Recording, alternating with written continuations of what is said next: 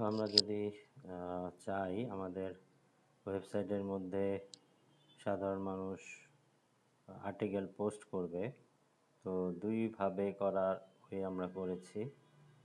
একটা হচ্ছে সরাসরি সাবমিট ইওর আর্টিকেল। এখানে যে কেউ তার তথ্য দিয়ে আর্টিকেল পোস্ট করতে পারবে, তার নাম, ইমেল অ্যাড্রেস, বিভিন্ন তথ্য, আর্টিকেলের টাইটেল, আর্টিকেলটা কোন ক্যাটাগরি, তো এভাবে সে পোস্ট করতে পারবে। সেখানে কিছু লিখতে পারবে, ছবি আপলোড করতে পারবে। আর আরেকটা হচ্ছে যদি আমরা চাই যে পোস্ট করতে হলে আর্টিকেল তাকে লগ ইন করতে হবে, তাহলে এই ওয়েও আছে।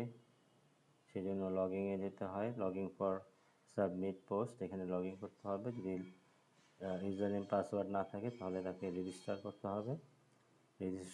রেজিস্ট্রেশনের জন্য তাকে যে তার ইউজার নেম, তার নাম,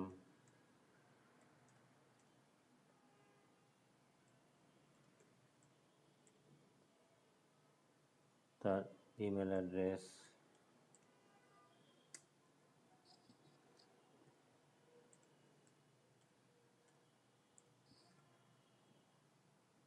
পাসওয়ার্ড,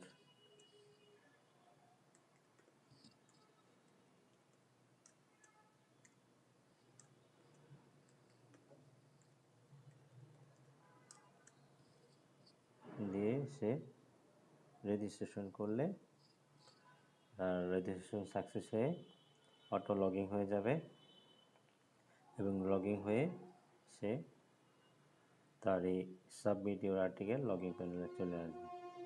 দেন এখানে সে তার কিছু তথ্য দিয়ে যে কোনো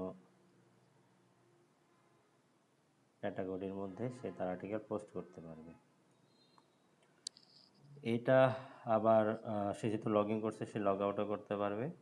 আর এটা অ্যাডমিনের কাছে এই আর্টিকেলটা চলে আসবে, দেন অ্যাডমিন এটাকে অ্যাপ্রুভ করতে পারবে। অ্যাডমিন অ্যাপ্রুভ করার জন্য সে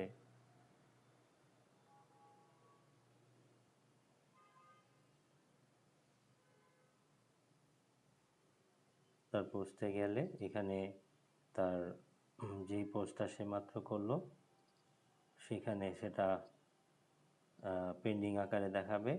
অ্যাপ্রুভ করলে সেটা পোস্ট হয়ে যাবে, এখানে দেখাবে। তো এই আর কি অবস্থা।